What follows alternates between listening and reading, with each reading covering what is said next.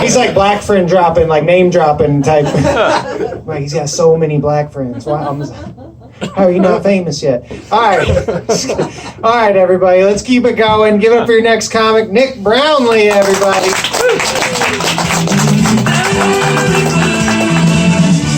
What is going on, 49 Tavern? Woo! Everybody having a good time tonight? Woo! Where's Mars Hill Wheat guy at? Is that you right there? I can't really see you. You've been arrested a couple times, haven't you? How can you tell? Oh, how can I tell? You look like you might have listed a jail cell at Marion County as a timeshare.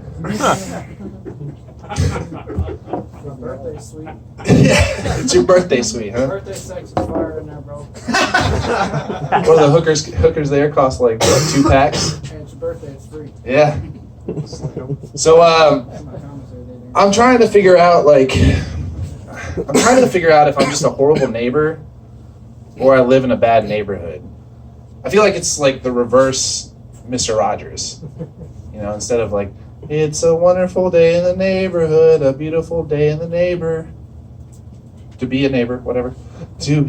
Would you be mine? Instead it's like, it's a horrible day in this neighborhood. A horrible day for a neighbor. Would you not be mine, please? Fuck you, neighbor. I would do the whole like sitting down and taking off my shoes thing, but I'm too afraid you'll see my ankle bracelet. Sure. Oh wait, I just figured it out. I'm the horrible neighbor. So I actually just celebrated 3 years of sobriety. Thank you. It's horrible. I hate it. I want to be drunk every day. And I've taken the past 3 years and tried to like figure out a lot about myself and, you know, try to find out who I am. And I found out that I hate celebrities. Any celebrity whatsoever. But then again, I do have celebrities that I would have as a hall pass. For instance, like Paul Walker. Who thought Paul Walker was hot? Anybody? It's not gay.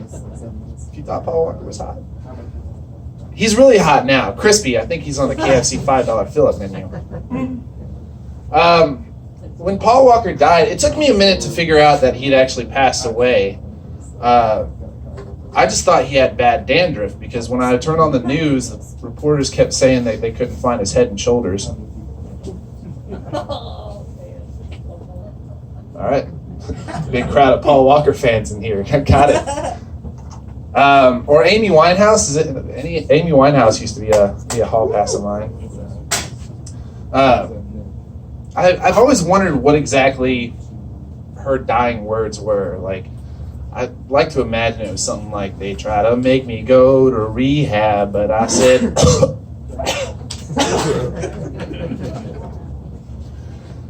I told that joke at another open mic once, and this lady came up to me afterwards, and she was fucking furious. She was just like, that joke wasn't very funny. I was a huge Amy Winehouse fan. And I just thought to myself, what an interesting way to tell somebody you have a drug problem.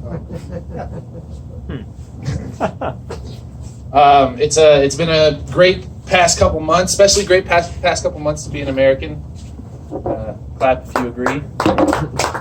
Very proud to be in this country. Especially, if you guys don't know, I think it was back in December, the United States conducted a raid killing the ISIS head commander al-Baghdadi.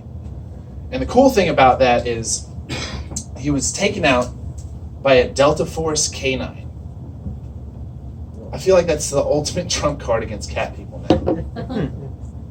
Like, this is how the argument goes, because that's apparently where I'm at, is arguing with fucking cat people. Trump card.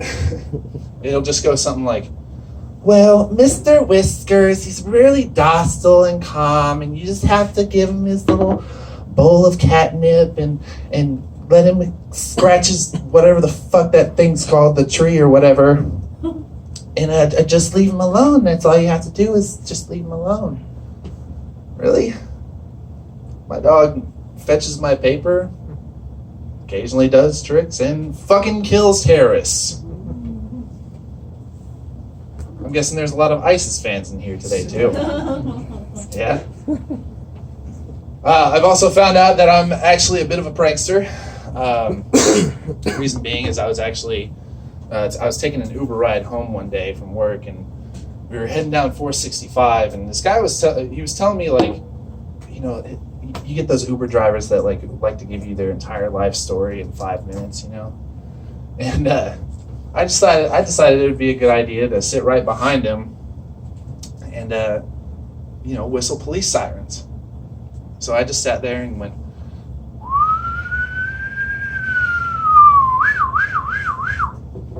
I figured, you know, the least he would do is pull to the side of the road, turn his hazards on, maybe get his license, insurance out. Fuck that, he sped up. And I started freaking out a little bit. I was like, dude, why are you speeding up, man? Slow down, slow down, slow down. And he looked at me with no hesitation and said, I got warrants, bitch. So I'm not taking Uber again. I've come to realize something, especially about comedy, especially with this 3-year anniversary of sobriety coming up.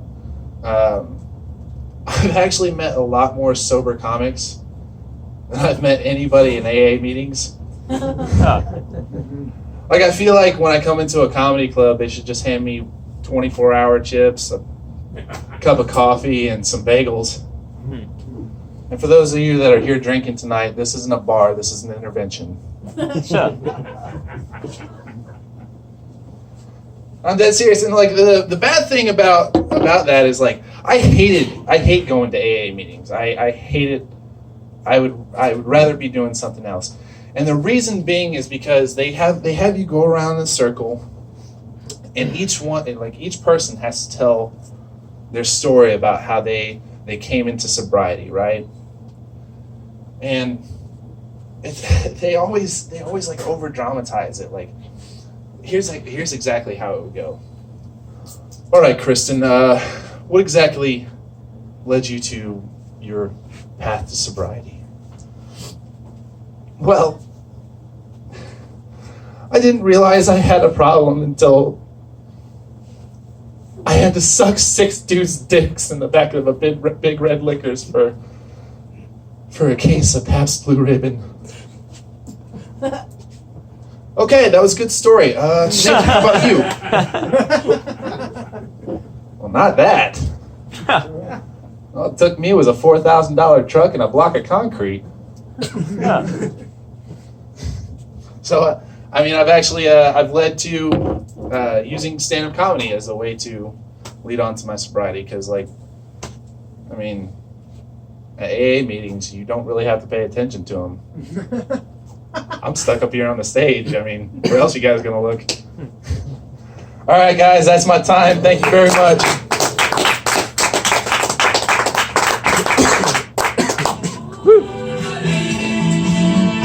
Good job. Woo. You just made me think, like, it probably is kind of pointless to go to an AA meeting.